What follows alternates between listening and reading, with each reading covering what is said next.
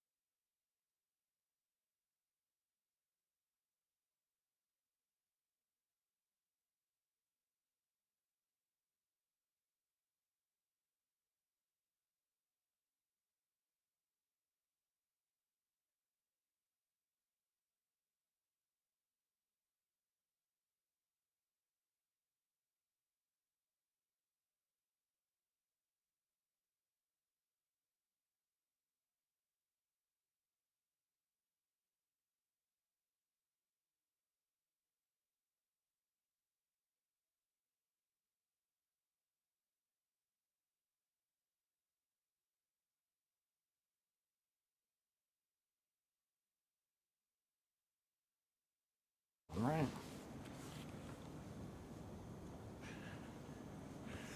10. 5, 4, 3, 2.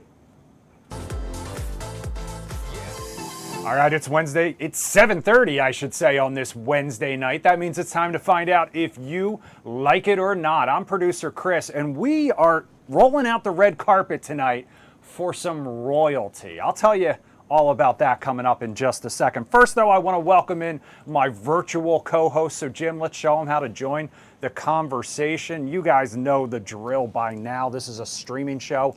A lot of different ways to do it. If you're watching our YouTube live stream, you can leave some comments as we go. We'll read them a little later if you're watching on our website or Fox Local on your phone. So if you're watching on your phone, basically, and you want to join the Zoom room, I posted a link in my Instagram story. I also have it pinned to the top of my Instagram profile. My Instagram right there on the screen, Fox 5 Producer Chris. That's also my TikTok, where I have a live behind the scenes feed going right now. Speaking of Instagram, that's also where we have our broadcast channel. I always post a topic early. We read the comments on air. I'm excited about tonight's topic, if I'm being honest with you. And last but not least, if you're watching on the Fox Local app on your connected TV, you can make it a two-screen experience. Just grab your phone, scan the QR code, get your hot takes ready. You also see the meeting ID at the bottom of the screen, 892-0982-4674. We'll dive into our first topic. We'll chat with our virtual co-host in just a second. First, though,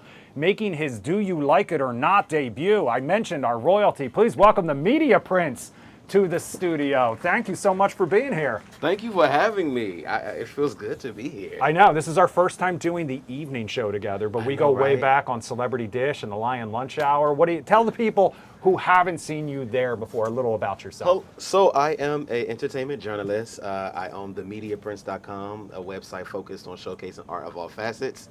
It's done really well, so now I get to sit with cool people like producer Chris and talk about pop culture and things of that nature, and just being the eyes and ears for the industry here in the DMV. That's me in a nutshell. That's what I love to hear. And you came to the right place, because obviously we love talking pop culture here. We love talking hot topics and more. You ready to dive right in? I'm ready to dive right in. All right, and this is our first story, man, oh man. It's probably the most time we've spent on one story on this show so far. We're starting off in my new hometown of Montgomery County, Maryland, because if your travels take you through, you may want to slow down, okay? That's just the warning I have for you. The county has signed a contract with Vitrionic. They're a global leader in automated traffic enforcement. They're going to add 140 new speed cameras and 76 red light cameras to the current program. So that's more than 200 new traffic enforcement cameras. The cameras will be placed in different locations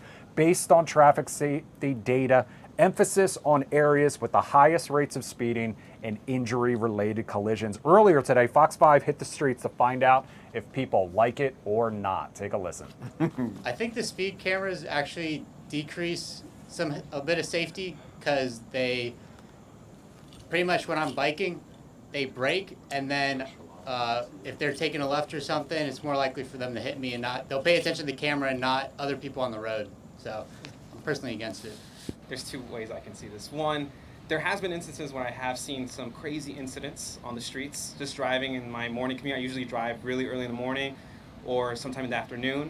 And there has been incidents where I'm just like, oh, someone crashed into this building. And, you know, part of me is like, maybe some safety, sad, but true. Speed limits, some more lights would solve that. But at the flip side, it is kind of hard to believe that it is for our own safety and more so a way to get money off the residents.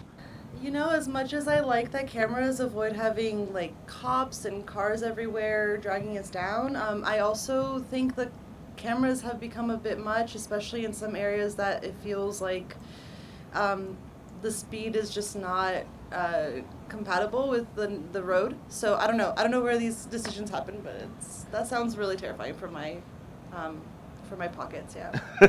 Everybody a little on the fence. Listen, this is the story we posted on our broadcast channel today, and I want you to take a look at some of the responses that we've gotten. Christina Sledge, a regular now, I don't like it. The fees are outrageous. There are too many speed traps. It has come become about money. Freddie, also a Lion Zoom Room regular. I'm from Montgomery County, Maryland, and I like that cameras help keep drivers and pedestrians safe, especially in school zones, although I was slowing down my car speed to avoid getting caught on camera. What I don't like is how fines keep getting higher and higher because it feels less about safety and more about money. They should focus on safety first, not revenue. Next up, we've got FCF-TIT.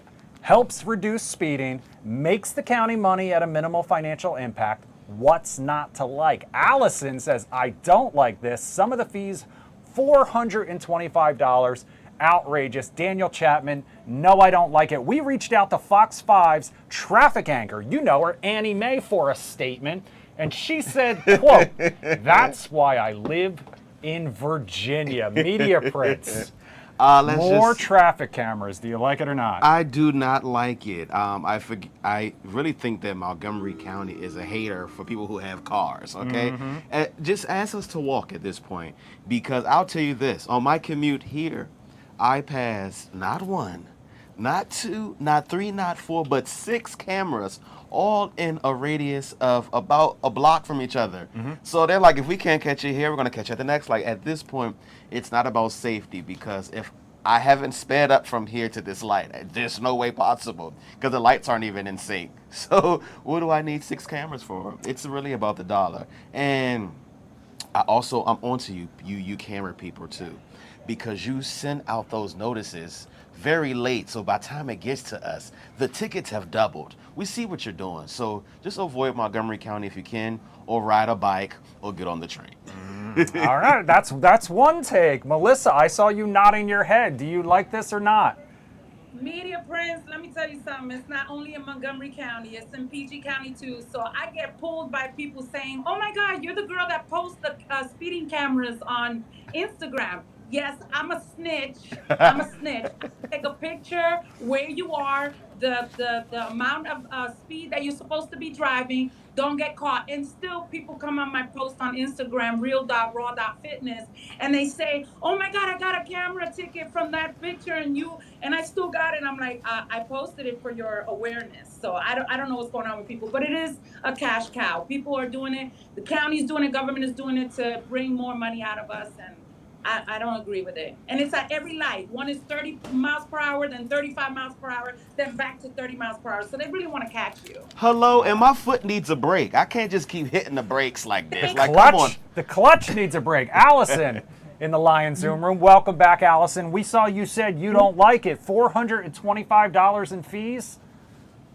Yeah, that's why it's you can tell it's a money thing, because if it was a safety issue, so I've lived in Montgomery County for about 8 years, and I live in a residential area where there were several children that were hit and even a couple cars that were turned upside down. Ooh. So to me, in order to slow things like that down, a couple of speed bumps that would be less expensive, and it will slow down a speeding car for sure. So we definitely don't need all these cameras. You're just trying to make money and get the people.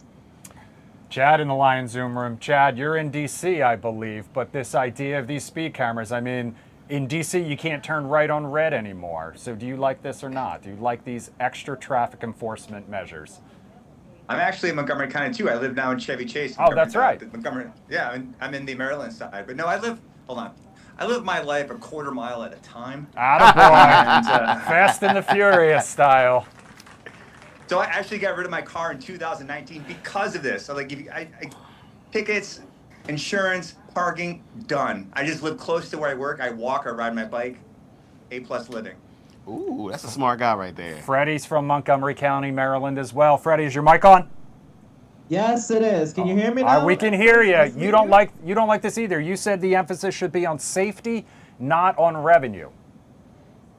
That is true, because I remember, like, I don't want to pay a lot of money for this. I don't want to pay a lot of fines, like $500 fine. I can't do that. I just want to be on the safe side here. And especially with schools, pedestrians, especially like work zones. I got to be careful about that, because I'm already going below the speed limit here. Yeah. That's why I'm trying to be aware of surroundings, especially the cameras too. I'm liking how these people think. Cameras. All right, so I don't want to be paying a ticket for that. Almost everyone agrees. Almost everyone agrees. I'm gonna call on David. Just sometimes he's got the opposite opinion. So, David, what do you think? Do you like this or not? I'm gonna balance your conversation today, producer Chris. All right, please bring I'm it on. a victim of speeding cameras myself. I remember I think there's one on M Street going from Georgetown towards the White House. Got me at least once. And Melissa out there, thank you for putting your stuff on Instagram because I probably benefited of that if it made it over to Waze, and I've been able to evade some traffic cameras a couple times. But I'm going to tell you, I think from a public policy perspective, these things are good, where they're effective in stopping people from speeding. You do want safety. You also want some revenue from your government. The piece where I take issue with is they really need to make sure the speed limits are correct where they are. If things are too slow, if they're unreasonably too slow, then it is just like piling in money for the sake of getting money, and I don't like that. But if the speed limit is set correctly and the people agree that and it's a popular law with that speed limit, then I think they should be ruthless. If you're 1 mile an hour over, ticket until you're under the limit. All right, David, I knew you wouldn't disappoint. I'll just anecdotally, I do a 10-mile round trip to get to work, and I go by 10 speed cameras, so just about 1 per mile. And yet, this is true every single day, there will be people going upwards of 20 miles per hour over the speed limit, weaving in and out of cars. And so there's got to be a happy medium. Keep the comments coming in the meantime. I like that. You can do it in the YouTube comments. Oh man, I would go flying if I was riding that motorcycle. Speaking of spending big bucks, let's talk about concerts now for a second. You guys know by now concert tickets getting more and more expensive, and it looks like fans have some sky-high expectations. Wall Street Journal says more and more fans are banking on seeing a celebrity guest grace the stage along with the headliner. There have been countless recent examples, and experts say these surprise pop-ups can help concert goers feel like they got a unique experience. It can also help the artist go viral and ensure countless eyeballs see the clip on social media, which can then lead to more ticket sales.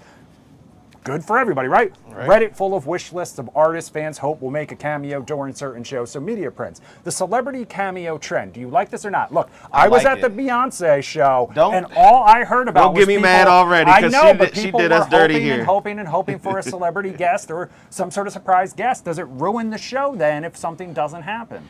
Okay, so it gives you a unique experience that you cared about this city.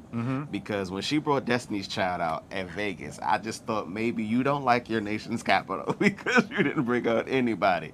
But it does give that allure of an extra thrill, more bang for your buck, like, ooh, what is the surprise going to be? Who's going to be here? And so people are doing it. We see Taylor Swift do it. We see Beyonce do it. We see Chris Brown do it. We're seeing everyone do it, bringing a guest out, and it adds the fuel to, well, who will she bring out this? Especially when you have those nights when you're in the city multiple nights. You're like, well, she did this night. What is she going to do this night? It adds to that allure of why I bought the ticket. So, yeah, it's a new trend. It's something that I think needs to happen because, like the camera tickets, these concert tickets are just a little bit out. It's like, should I pay rent or should I go to this concert?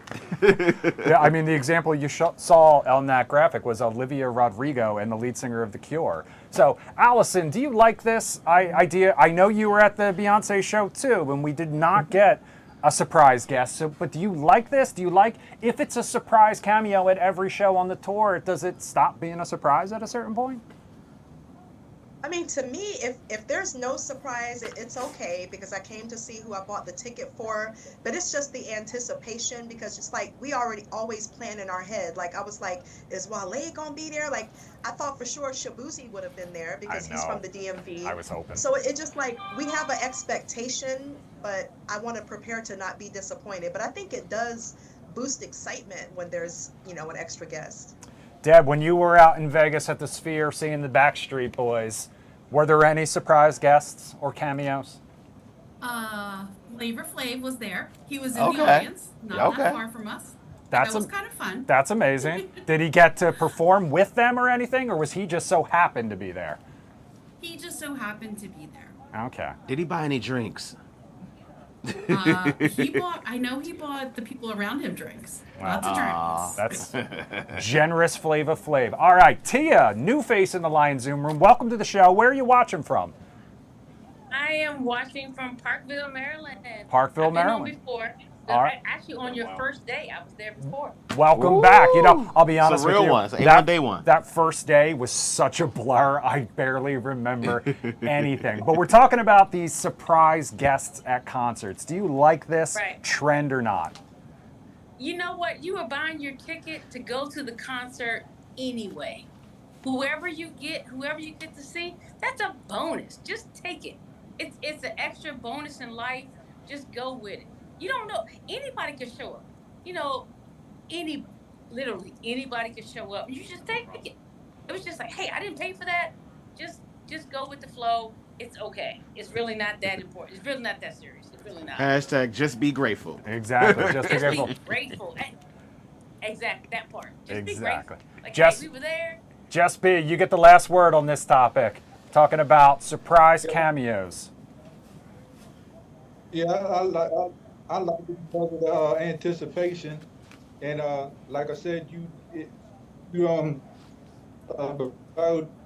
know who's going to be there, you know, so it's like the excitement, anticipation, and I really like that. I think I'm just jealous since I didn't get one. I think that's probably why I'm being the hater here. All right, let's talk about another popular social media trend, and we're talking about buy nothing groups. You may have seen these if you've been on Facebook. I know not everybody uses Facebook. Experts say these hand-me-down communities can save people thousands of dollars per year. And in the current economy, more and more people have started taking advantage of the chance to score some pre-loved items that other people no longer need. So Media Prince, the buy nothing trend, have you gotten on board with this? Have you seen this? I'm still trying to learn what it is. It's these trends are just too much at this point. It's like as soon as you get a wave of one trend, here comes a new trend. So, but I am intrigued to figure out how can I save $1? Anything that helps me save $1. I'm kind of getting going, so we're going to say we like it. I'm fascinated by some of the things that pop up there, though, sometimes. So I want to go to David. David, you're a parent, so I can understand that when it comes to like clothes or toys or things that kids outgrow quickly, this could be very advantageous. So do you like this or not? See, it's actually on the other end of the spectrum. I don't like that for small item things, clothes, you know, like I kind of don't want to be reusing clothes, especially from outside the family. But big ticket items, that's where you save a lot of money, particularly a car. The difference between a new car and a used car, even if it's just a year apart, if it's a year older in its production cycle, you save so much money and you get virtually a brand new car. That's where you gotta, make your economic choices. Okay, interesting. Melissa, I was on Facebook the other day in the local Buy Nothing group in my neighborhood. Someone was giving away a half a gallon of milk because they only needed 1 cup for a recipe, and so they were offering up I'm sure somebody probably took them up on it, but am I crazy here? Do you like this trend or not? Me, I don't like this. If I find out, I'm gonna call your mother. I'm just letting you know right now. Absolutely not. Open items like that are edible, consumable, absolutely not. My daughter got me into the Buy Nothing groups, and Media Prince, let me tell you, there are a lot of things that people do give that other people may need. Okay. And in turn, that person may be motivated to go ahead and put whatever they don't need in that Buy Nothing group. So yes, I highly encourage it, but not for edible items, not for anything that has been open or teared. Clothes. Look, I'm a thrift store buyer. I go and I thrift and I make things look fashionable. So if I'm gonna get it for free, and if it doesn't fit me anymore since I've lost a lot of weight, I'm gonna go ahead and put it in the Buy Nothing group and allow somebody else to have it and enjoy it. Paying it forward. I love it. Deb, you're a mom too. I know you're on social media, not super regularly. Hello to, oh my God, they're all growing up so fast. Goodness gracious. Hi, Logan. So, do you do any of the Buy Nothing groups? You know what? It's good for us when we're trying to get rid of stuff like cribs. Big things that we can share, like bureau furniture. It's really good to share with people that that either can't afford it or, they don't need like a brand new piece of furniture, but we need to get it out of our house. We've definitely used it. Oh, that's sort of like let go. Yeah. Sort of Exactly. like that. Okay. All right. Okay. Well, Like I said, keep the comments coming on all of these stories and more. We're going to take a quick break. We went long on that first story because everybody had a lot of opinions on it, as you can imagine. Coming up next, we are going to talk about whether clutter is a romance killer. We're also going to talk about the comeback of a kitchen staple, and it's not good news. We'll be right back.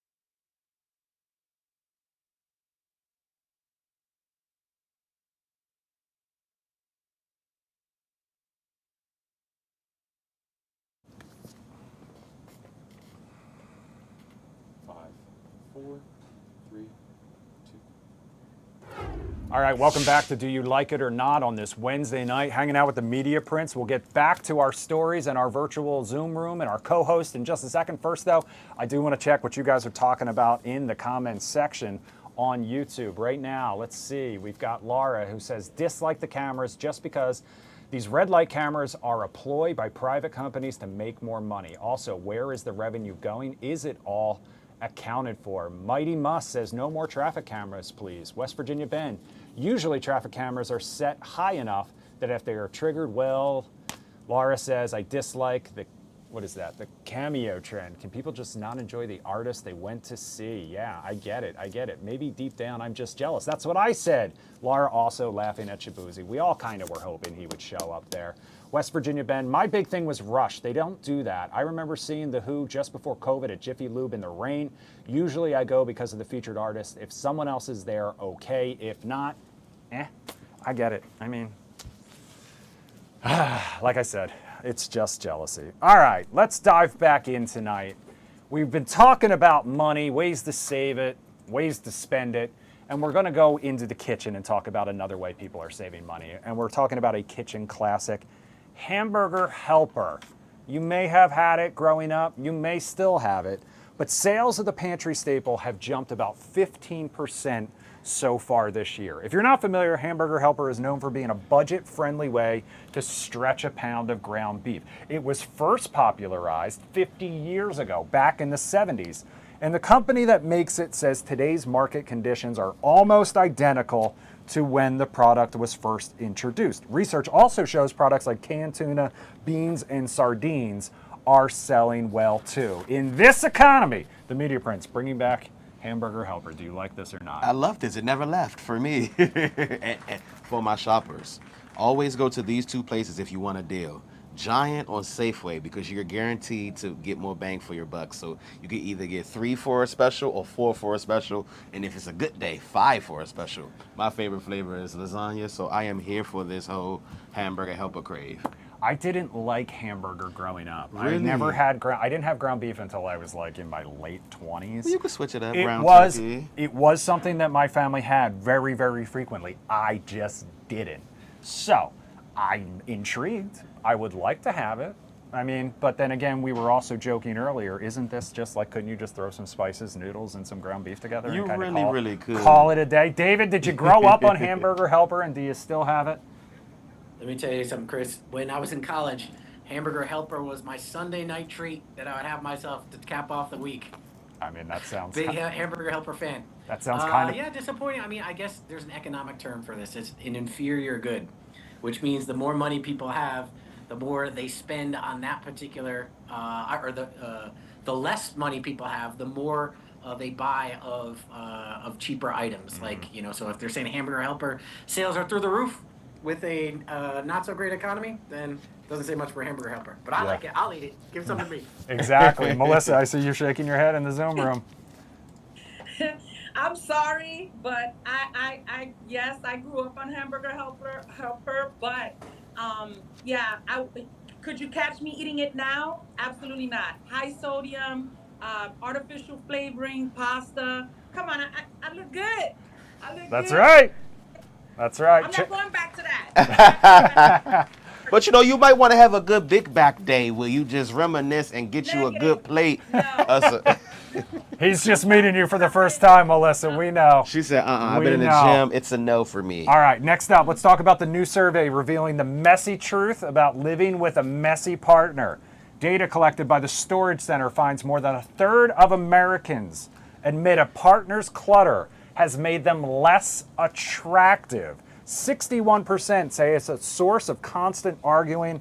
Women more fed up than men. 62% say it drives them crazy compared to just 50% of men. So Media Prince, clutter killing the romance in your relationship. Do you believe this? Do you buy I do this? believe this. But are they only throwing it on us, the guys? Oh, it's a little bit thrown on us. Because you haven't seen the bathroom of a baddie yet. It could get very clutterish in that bathroom. That's why you need two sinks. We need two sinks. Because this is right here. First of all, who is this lady on the counter? Because I didn't know you put all this on. Mm-hmm. But it can ruin relationships, especially when you are giving your representative in the beginning before you live together. And then once we're together, I throw my socks over there. I don't know if you knew that, but I might throw my socks over there. And that could become something to where she's just fed up or they're fed up. So yes, I do agree. It can cause some friction in the relationship. We have one couple that tends to hang out in the Lion Zoom room. So let's see what Chad and Laura have to say about this. Who's the neat freak and who's the clutter bug? You guess. Who's the neat one? Who's the clutter? I mean, based on the amount of toys and random crap Chad has showed us in his apartment, my gut tells me that Chad, like most of the men, might be the responsible for the clutter one, and Laura might be. Oh, what if she's actually the clutter one? I'm cleaner, so I will like clean everything, vacuum, clean the kitchen, use like wipes and stuff. But Chad will tidy because I leave stuff everywhere. So it's a kind of a good balance. That's a good balance. You know, yin and yang. Allison, does the cleanliness or clutter-freeness of someone's lifestyle and place make them more attractive? Yes, but I will also have to agree with the Media Prince. You called the baddies out because I am one that has all the stuff all over the bathroom. But praise Jesus, I live alone, so nobody sees all the black girl magic action behind the scenes. But I do keep it clean. I keep everything clean, and I'm never around anybody that's like a clutter, nasty person. I like cleanliness. All right. I like her. Just B, you get the final say on this one. Are you more on the cleanly side, and does it matter to you if a potential partner is a little bit more of a clutter bug? Yes, I'm more on the cleanly side, but my wife, she tends to stack stuff in weird locations and everything else. It drives me crazy. But like I said, we've been together for 15 years, so over those years, I tended to adapt to what she has been doing. I'm really a neat freak, but I married a cluttery. I'm just glad to hear from the man's perspective that it's the woman clutter versus getting thrown on us. That's right, but also happy spouse, happy house, because my wife has me well trained that there are certain ways she likes things done. I may have been more apt to leave dishes in the sink overnight and take care of them the next day. But I learned very quickly that was not her style. And as a result, it's not my style anymore either. Media Prince, thank you so much for joining Thank us you for tonight. We had a having me. blast. I had a blast. Back soon, hopefully. Don't forget, Chad's going to be here Friday night, so make sure to tune in. For producer Jim, I'm producer Chris. We're back here Monday through Friday, 7:30. Log into the Lion Zoom room, join the conversation. We'll see you tomorrow night.